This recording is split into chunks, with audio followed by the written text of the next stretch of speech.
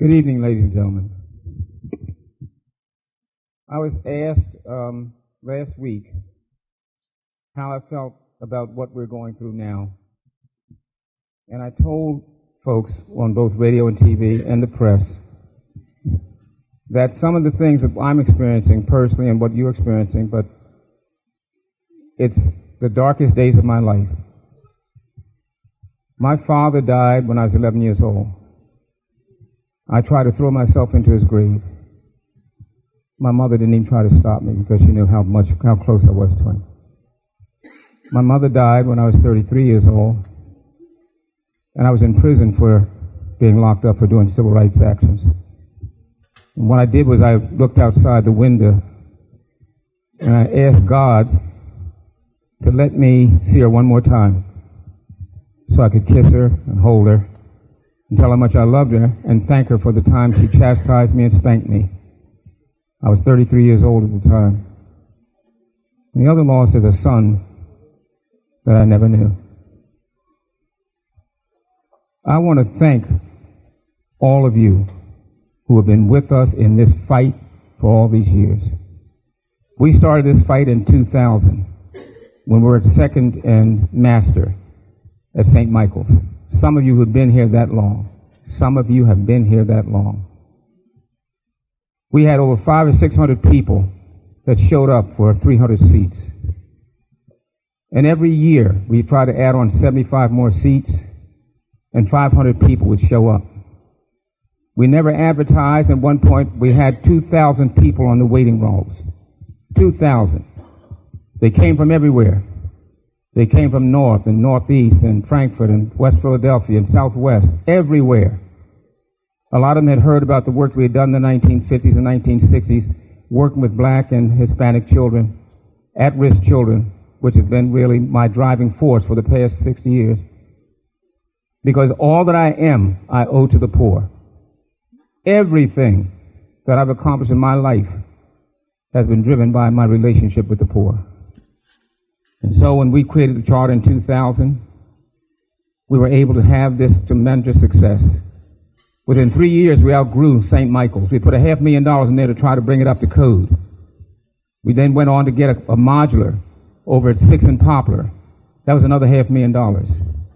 We then borrowed $11 million in 2004 to build that 55,000 square foot edifice over on 6th Street. We outgrew that. We then borrowed $500,000 to get a property at 8th Street. We put $500,000 out for that. We outgrew it. We worked under the assumption of the charter school law, which says that you cannot cap a charter. By law, you cannot cap charters. And every court that we went into from 2010 to 2015 agreed with us. The Department of Education said that they had the children, so you have to pay them. They give us $1.3 million out of a $1.7 million request. We outgrew 8th Street. We moved to Reverend Sullivan's property at Broad and Master. We put $500,000 in there to expand for these children. Parents were hollering and screaming, we don't want to send our children back to the public schools. When you finish with us 8th grade, where are the children going to go? They need to go to high school. We got with Paul Vallis, and in 2008, he agreed for us to have a high school.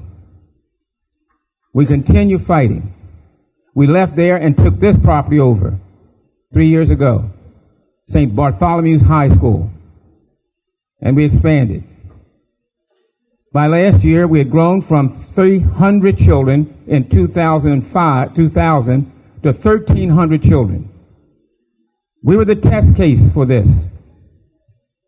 And all of you who have stuck with us and fought with us and gone through those court battles and who allowed us to have your children, my pain is what I'm feeling. The fact that we've exhausted every court that we possibly could. We took the district court after the Supreme Court. The Supreme Court ruled against us in May of this year and overturned all of our law cases. I think they were wrong. I think they ruled wrong. I think they measured wrong. But it is what it is. We then took them into court. We asked for a court to find contempt against the district for not paying our money. In May, they sent a letter to the Department of Education, the district did, saying, stop paying them the extra money for the extra children. That they should be capped at 675 children, as the 2005 charter said. What happened was, we then asked for a temporary restraining order. We took them into court last month. And the Judge Nina Padilla Wright, ruled against us, would not give us the money, would not make them pay us the money back, and ordered that we reconfigure our school from 1,300 to 675 children. A week or more ago, we had a lottery for the K to 8. And so 675 children have been maintained in a K-8 model. So those at 6th Street and the ones that are here, 5th, 6th, 7th, and 8th grades, are safe. We said after that, and we've said all along, we have to turn our attention to the high school. We've been told that if we do not do this, that we will be up for contempt citation because it's a court order.